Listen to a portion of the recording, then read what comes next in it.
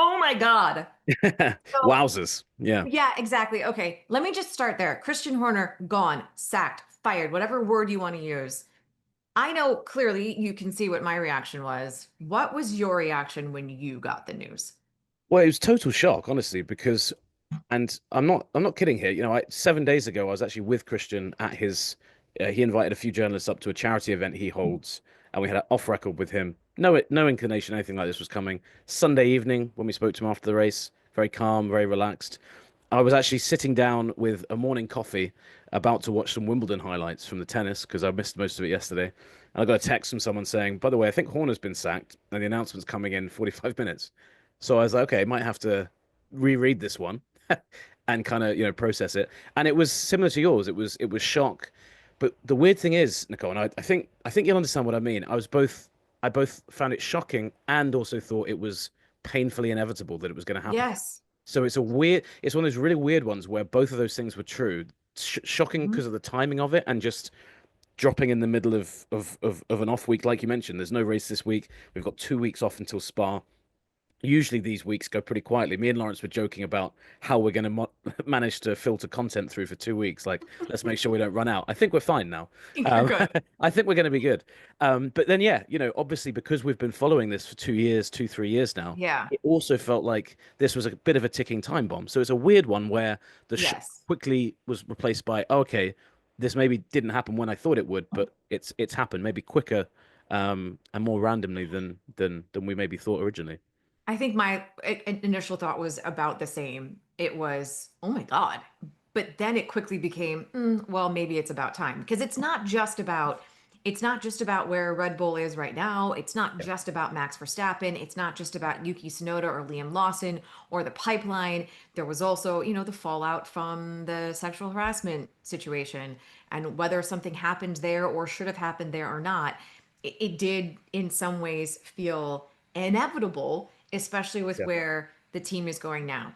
So, it's so much though. It's so much because it's It not is a just lot. I Horner. mean, as news stories go, this reminded me of the day we found out Lewis was joining Ferrari because it was so out of the Yes. blue, and there was so much of it to get your head around very quickly. So it felt like that, in that So sense. in terms of the Max Verstappen element of this, Mm. how much of the firing is because of related to in an effort to keep fill in any sort of Max Verstappen situation, but Yeah. how much of it is related to Max? I don't think it's 100% Max related, but I think that the significant percentage of it is about Max, if that makes sense. I think there's so many factors here in play, a lot of factors that probably on their own, if they just existed in a vacuum for Christian Horner, probably survivable, probably could just wait it out as he kind of has.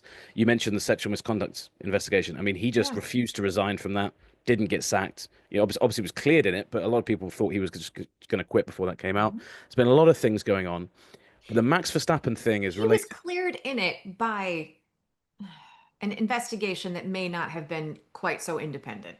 Well, yeah, it was an independent investigation in terms of it was done independently of Red Bull, and so was the appeal. But I mean, Yes. but we never saw any of the documents for that, so I can't Yes. comment on the veracity of it. But obviously, that then meant he could turn around to Red Bull and say, "Well, I've been cleared in that," So Right. without knowing what happened there, but a lot of people felt at the time that he would either step down, he would have just been sacked outright before that happened. You see that happen quite often, or Mhm. suspended. None of that did happen. So I think he got quite lucky that he didn't even get suspended during that period. But in terms of the Max Verstappen question, I think that this relates to what is probably the second other biggest factor behind all of it. You can talk about all the turmoil behind the scenes. Ultimately, in the last 6 months, the performance of Red Bull has just fallen off a cliff.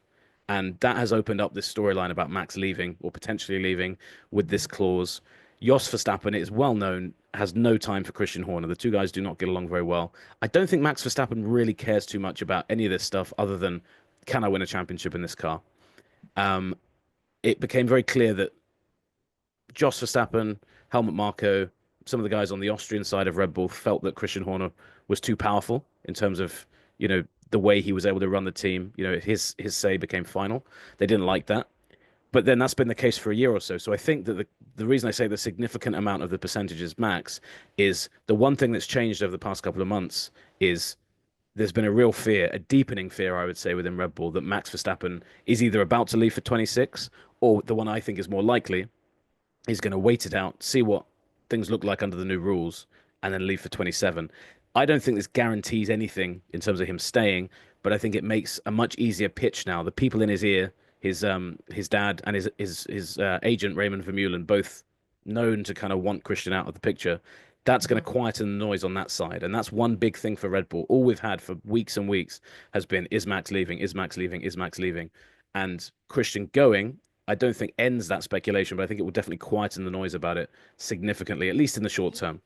If you were to ask, Yeah, so I was just like, do you? Because like, if you were to ask the question to your people inside the team or well placed, let's just say well placed people, if you mm. were to ask them right now what their gut told them about what would happen, is Max going to stay or is he go? Like, which way do you think that they would lean?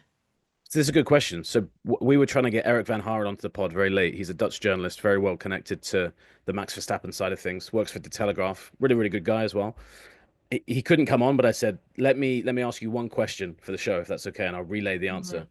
I said to him, "Do you think this makes it more or less likely that Max stays at Red Bull?" And he replied, "If I have to choose between those options, because I didn't give him don't know or not sure." He said, You "I didn't give him Steve, maybe. yeah, yeah, exactly. I would say more. So more likely Max stays at Red Bull." But then he added, "But that's not sure and no guarantee." He said it certainly doesn't make it less likely he stays. So that's the interesting thing. You Right. know, Red Bull is playing with a situation there where there is really no surefire thing. I think Max Verstappen is already half out the door in terms of what I don't think that's for 26. I think that's for 27, you know, when he can basically pick the grid and see which car is Hmm. the best one.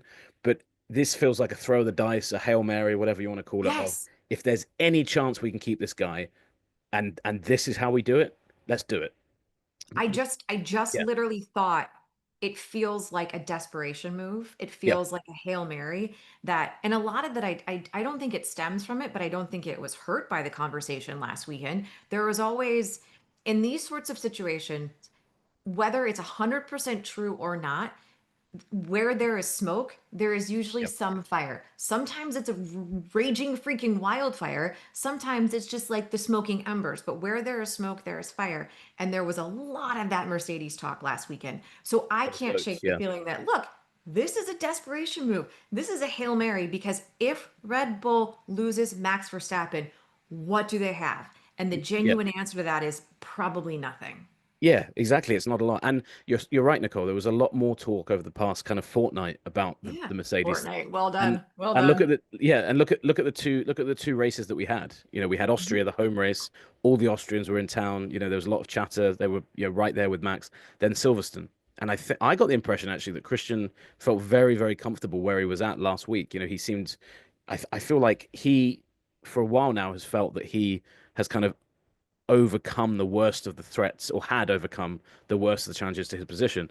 Um, and quite tellingly, on the Thursday, sorry, on the Friday. So you saw that picture of Max surrounded by journalists on the Thursday. They were all asking the same thing: "Are you going to Mhm. leave? Are you going to leave?" Interestingly, a guy at the beginning of that press conference, who we at the time all thought had missed the memo, sat down and said, "You know why we're all here, Max? Obviously, big news today. What do you make of the reports that your team want Christian Horner to resign?" And everyone was like, "What? What's he talking about?" That guy obviously knew something that a lot of people didn't, or at least was Right. referring to stuff that was simmering away. But by Friday, Christian was asked obviously about Max, and it's the first time we ever heard him even acknowledge the idea that that Max Verstappen could leave. So for people that didn't see the news story that we ran, or didn't read about it during the weekend, he effectively said, I'll paraphrase what he said, but he said the sport moves in cycles, and we as a team we have to open our minds to the idea that Max isn't going to be here forever. He might leave before 2028.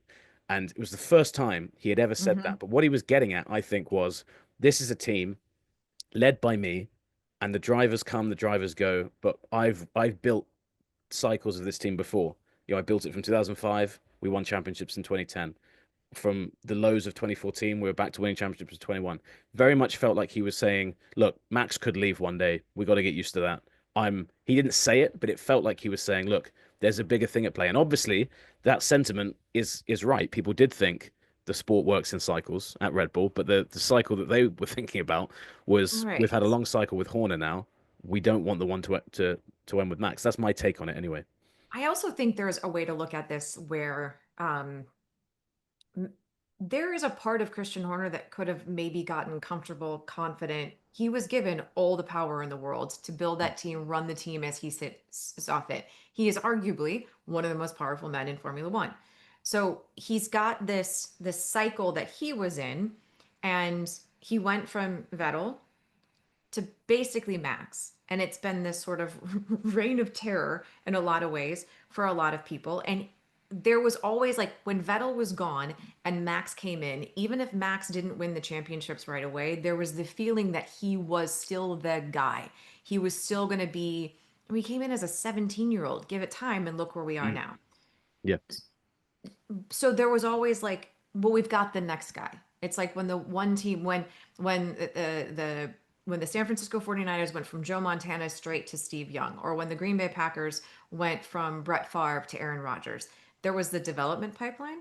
Mm. And that is sort of where they are right now, too, where before he could lean back on the future of the sport, as in, this guy is coming, don't worry about it.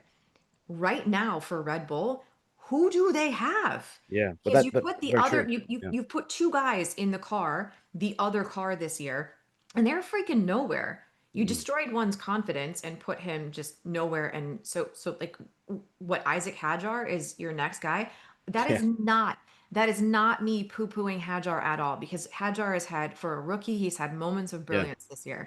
No, that's fair. He's not ready yet. Nowhere near He's ready. Yeah. not ready yet. And Hadjar's probably like, wait, you want me to go in the second Red Bull car? No, thank you. I'll just stay here because Yeah. I know what you do to people. Yuki has been nowhere. And I think as much as holding on to Max has been one thing, as the idea of losing Max has become more and more solidified, then you from the corporate element, from the team leadership perspective, you start to look at who's next. And when the answer is, oh my God, we have nobody because we haven't developed the pipeline, because we've been so reliant on the fact that Max Verstappen is great, a generational talent, and so good, and we've been designing cars maybe a little too much around him. When we have been doing that for so long, and the answer is we have nobody next, you look at the guy who's made those decisions, and that decision is made by Yeah. Christian Horner. And that to me feels like that is why it's happening now. And it goes Yeah. back to the smoke, there's fire. It goes back to the idea that like Max may not be leaving next year, but the idea that he's leaving is pretty solid. Yeah. Yeah, 100%. And you're right about the pipeline. I mean, you look at last year when, when we knew that Perez was possibly on the way out, and there was lots of talks about, what are they going to do? Who are they going Mhm. to sign? Carlos Sainz was an option. Let's not forget, but hopefully, this was going to be a very Nico Hulkenberg centric show until this happened. I know, I feel bad. I know, yeah, I know. But look, Hulkenberg was there as well for a little bit as well. They could have signed Mhm. him. He was very open about talking to other teams, and I know for a fact that Max Verstappen is a big fan of definitely of Hulkenberg. Mhm. Maybe less Yeah. so. There's history with Sainz that we won't get into, but you know, basically it was clear Max wanted a more competitive teammate. But he said as well at the same time, he said, but that isn't the be all and end all because I've got one of those in Perez, to your point, and he still can't drive the car. So the car had to come first before the teammate.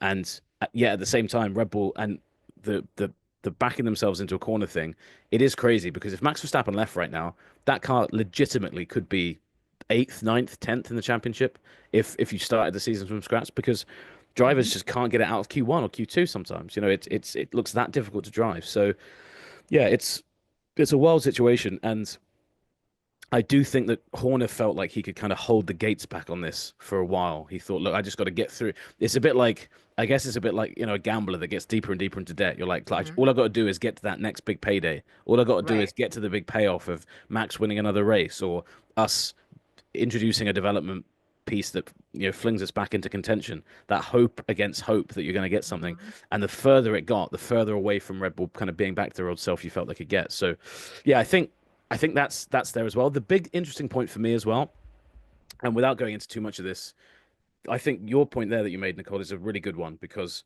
the the Thai ownership has 51% of Red Bull. We've said a few times, haven't we? The only way Horner's ever going to leave is if he loses the support of those guys. Yep. Clearly, he has done that now, and you wonder whether that is ultimately what they've looked at. They've looked at, right, we've got Christian Horner here, but look at the state of the team he's leaving us in at the moment. We have no pipeline, like you said. The car is in disarray. Max might leave the team. Let's not forget we've lost Adrian Newey, Jonathan Wheatley. Rob Marshall, the guy who's designing McLaren's cars right now, he was Red Yep. Bull.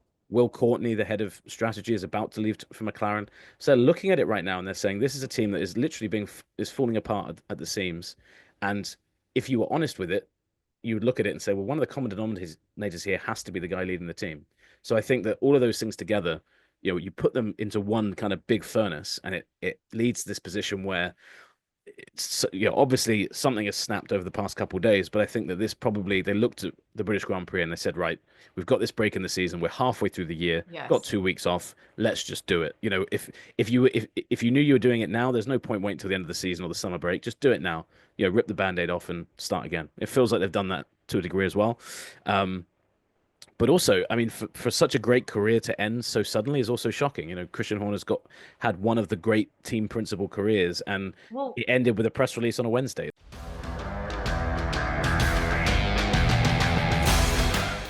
do you think his career is actually done? Do you think that, like, because to me, there are, you could say all that you want about the things that maybe haven't gone right recently for Red Bull, Yeah, but he has that track record. He yeah, has that track record of success with the team championships as well as the driver championships and some really great drivers, and at times the development of drivers, just maybe not right now. So it's one of those conversations where we've said this many times about Max Verstappen. If Max Verstappen comes onto the open market, there is not a team on the grid that doesn't yeah, say we're 100%. making a play at it. Yeah. There are other teams out there right now who I feel could say the same thing about Christian Horner. So now that Horner is available, is there anyone out there that might look at it and be saying to themselves, this could help us? Like, is there an opportunity for Horner still out there, or do you think he really is done? Yeah, it's in terms of pedigree, I mean, there's few people. The thing is, when a Formula One job comes open, there's actually few people that have relevant experience in it. It's why when you Mhm. go, sometimes you just have to start like Alpine did with Ollie Oaks, or they're doing now with Steve Nielsen. You have to kind of go new and start from scratch. So I think in terms of pedigree, he'll never struggle to be kind of in the frame for a job. I've got two reservations as to why I think at least his career as a team boss is probably done. One is I don't know if he has the appetite to do it anywhere other than Ferrari, and I'll explain that in a second. And even then, I'm Mhm. not sure he's got that. Number two, I think there's only a few jobs that would really appeal to him. I don't think he wants to join a smaller team that says, "Hey, come join us. We're Right. we're going to be terrible for 5 years, but then maybe we'll win a race in year six." He was one of the most powerful and influential people in F1 until this Yeah. morning, and that's now kind of been pulled from under him. So I think he'd want to retain some of that leverage, some of that influence, some of that importance. But also, it's hard to see. You often see this when people leave that kind of job after so long, they don't just want to go back into doing, they've known only one way, and that is the way they've done it at Red Bull. And we've got a piece going live imminently that I've written about, what is next, why now, and what's next. And in the Yeah. what's next section for Horner, there's two relationships he has that I think will fuel a lot of the speculation we get from this. So I don't think Horner will be able to take a job for at least the rest of this year, just because he had a contract till the end of the decade. So obviously he's got a bit of gardening leave or whatever to see out. He's very close with two people. One is Flavio Briatore, who obviously is advisor at Alpine, basically running that show. Briatore's just hired Steve Nielsen to be the team principal of that team. I could see Horner maybe coming in there as a shareholder or a sporting direct, a CEO, a manager An of racing. overseer. Exactly, yeah. Somebody who is at the very, very top of the pyramid and comes in with, with a bit of clout, and someone who can kind of, who can kind of ruffle feathers and shake cages again, in the way that he's used to with Red Bull. That's one option. And again, the job he would take there is not so clear. Where there is a definite clear, this is the job you will take, it would be Ferrari. He's good Mhm. friends with John Elkann, who's the chairman. He has flirted with that job a bunch of times. So Ferrari approached him in 2014. They approached him really seriously in 2022, and Christian really seriously thought about it as well. There was a Red Bull actually then upped his bid and Yep. upped his contract, and that's the contract that he's currently on, is to the end of the decade. So, the talks worked out well for him. I think his reservation there has always been at Red Bull, he was basically the most powerful person in the company, bar Dietrich Mateschitz. And then when Mateschitz died, Mhm. there was an argument he was the most powerful. At Ferrari, if you're the team boss, you are basically at the whim of the chairman, of the media, of Mhm. all kinds of people at Fiat who come and stick their neck in. And you as much as you're powerful and you're influential, you're also kind of just a bit of a puppet in the whole Ferrari system. And Mhm. that, of all the people I've ever covered in Formula One, that is one thing I don't think Christian Horner would ever want to to be. Not saying he wouldn't be. I think if Fred Vasseur got sacked at the end of this year and Ferrari said, "Do you want to take the job?" I think the idea of him beating Red Bull with a Ferrari would absolutely convince him to come in. But that's where I think his only real job is, other than Alpine, because I don't think Mercedes are ever going to go near him. I don't think, I mean, Zach Brown's definitely not hiring Christian Horner as Nope. team boss. Nope. So, in terms of your front running options, you might look at Aston Martin potentially. If things don't work with Andy Cowell, whether he'd work with Adrian Newey again, whether Newey would Yeah, be that Adrian. Yep. enthusiastic. I don't know. So I think you're right. The pedigree is there, and ultimately that experience would win out eventually. But a lot of it's going to come down to whether he wants to work there and how he feels after a few months, about, where his head's at with this. Also, as well, I think just generally how much he wants to come back into it and kind of rub Red Bull's faces in it. And maybe he'll go to Ferrari and try and sign Max Verstappen straight out the gate. Who knows? Can you imagine like if he did that just as a final kind of middle finger to them? But But in my brain that makes no sense because this whole idea is Red Bull is getting rid of Christian Horner to make sure that they keep Max Verstappen. So then he goes to Ferrari, Horner does, and in theory tries to sign Max Verstappen. And then like if Verstappen would go there, that yeah, makes no sense as to why Red Bull just did what they did. Because if he's got the clout to bring Max anywhere, then why aren't you keeping him? Because if you're afraid, because if Red Bull is afraid that they're going to lose Max, and they're like, this is our desperation move. We're going to get rid of Christian Horner. It doesn't it doesn't add up to me that then Horner would be able to bring Max in at his next team. yeah, So one of the other interesting things that I was like thinking of when we were talking about this in terms of the pipeline and who's gone through there, Max has built his career, his legacy, his whatever word you want to assign to it at Red Bull for being this amazing talent. And sometimes when you watch the onboards and you just see what he can do with a car and it's sometimes it's mind-blowing to me, um his skill compared to like others. And that's again, you're not poo-pooing the other 19 out there, you're just looking at what Max is doing, and watching the others in the team struggle has actually made me appreciate Max's talent even more. Again, this is a guy who could probably drive a shoebox.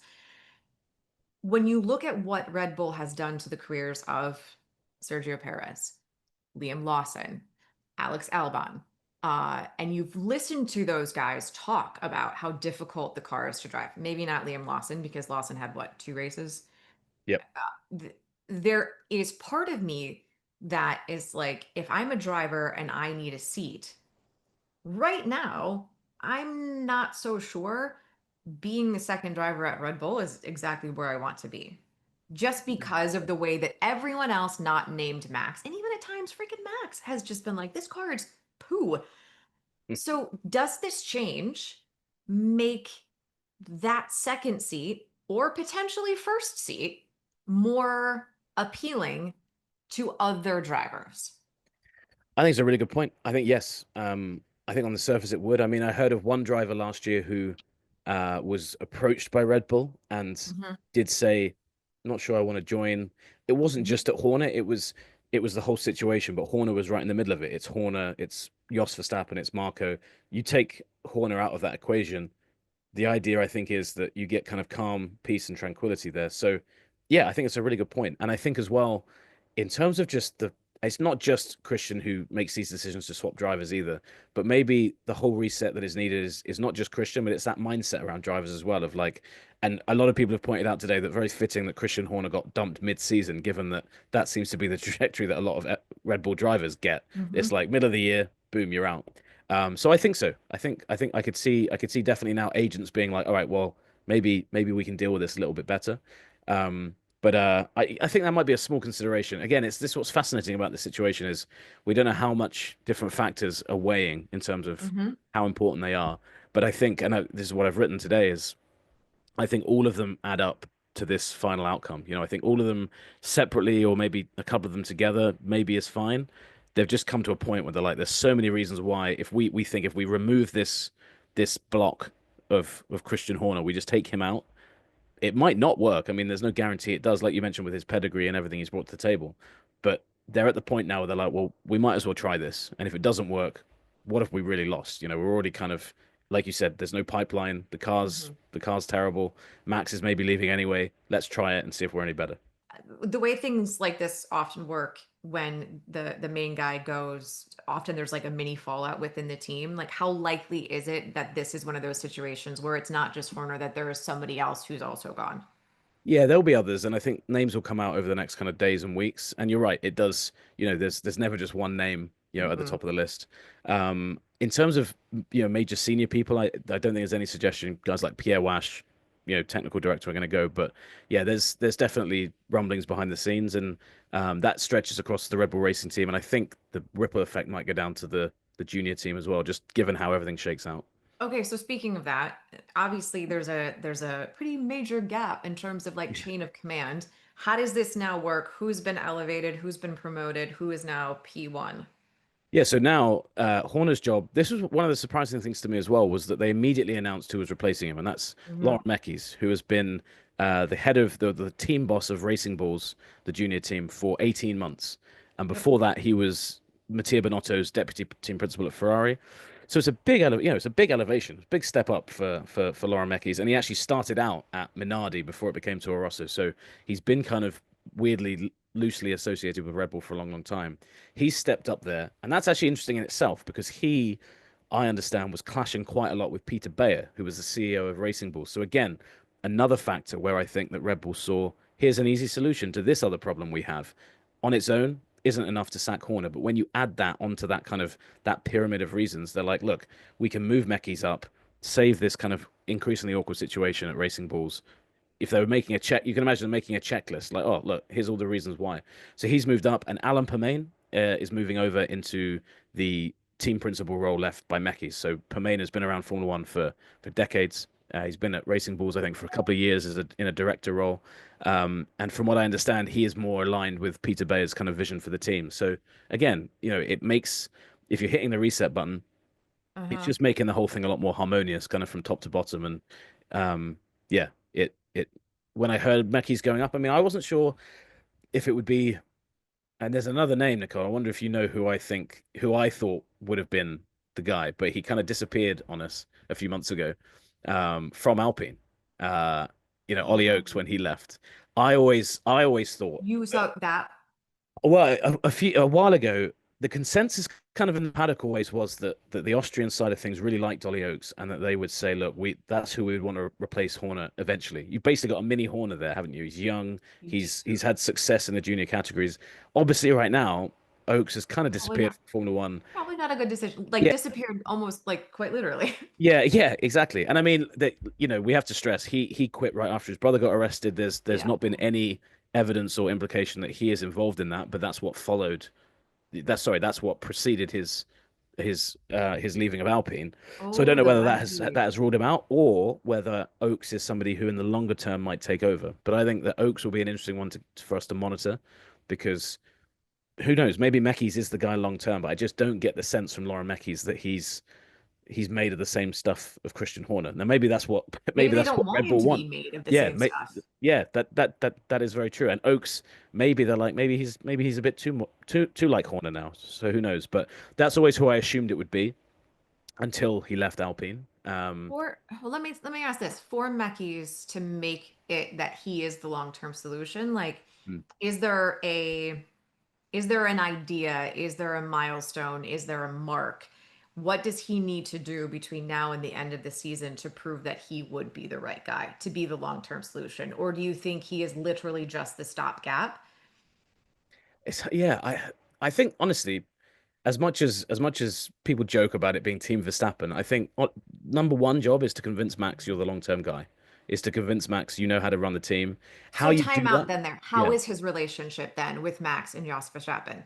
I think pretty good. I mean, I couldn't tell you really strongly, if they're massively good friends. I've seen them actually sat and chatting together in the Red Bull hospitality, which isn't that unusual.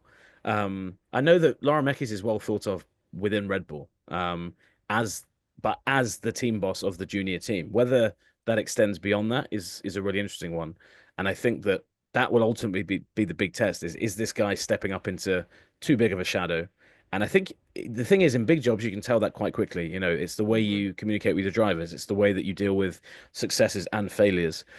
The the other thing that's interesting here, Nicole, as well, is that Laurent Mekies' job is kind of now a weird one because the wheels are already set in motion for 2026, aren't they? The car's already being developed. Red Yeah. Bull's obviously already committed to building this engine that we don't think is going to be super competitive next year.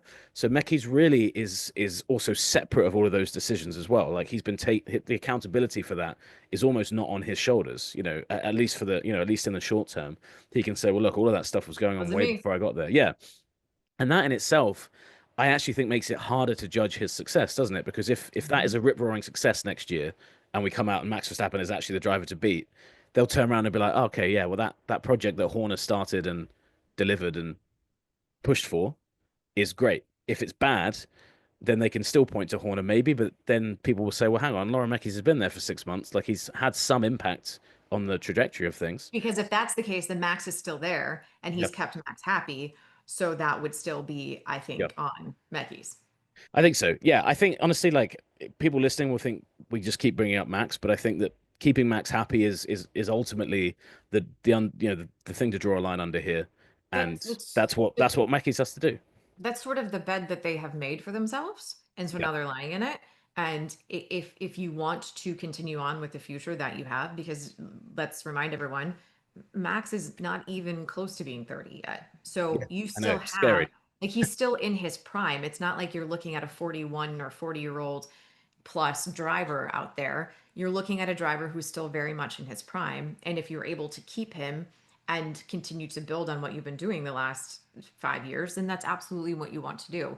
So, yeah, what am I missing anything? This is such a layered Yeah, situation with so honestly, many webs and fingers. Like, what am I missing? I don't think there's anything obvious on it, and this is kind of where all of us in the media were kind of flat-footed a bit today, was Hmm. because the smart thing about doing it when there's no race on is we can't just walk straight to Red Bull and find someone and be like, "What's this about?" It's Nope. a lot of people texting, a lot of people phoning, but there's, you know, they've managed to control the story in a very very good way, and they've got 2 weeks until we get to the Belgian Grand Prix. So there are a lot of loose ends here, and I think those things will be kind of tied up as we get closer. But that really is it. Is a lot of speculation about the different reasons why, and I think to be honest, I think we've covered most of the ground there, and Okay. it does seemingly keep coming back to Max. Um, whether it's car performance, whether it's, you know, relationships within the team, whether it's the future, whether it's the past, whatever. There's one common denominator in it. But yeah, I think ultimately, a year from now, we'll probably look back on this and we'll know whether getting rid of Horner was uh, was the right or the wrong decision. I think. I feel like we might need more than a year. Maybe. I don't know. We'll Yeah, see. potentially. But that's yeah, again, and if at the end of next season they somehow manage to keep Max at the team and they've signed a top line driver, Yes. then suddenly you're like, well, actually, look what they've managed to do. And maybe someone comes out and says, well, or Max comes out and says, I wouldn't have stayed here with Christian. Worth noting, Max put out a very nice tweet about Christian about 20 minutes before we started recording.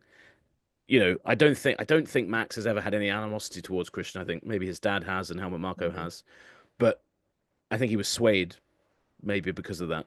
But if he comes Maybe. out a year from now and says, "Yeah, I probably would have left if that situation had carried on," then immediately you have your answer there, don't you?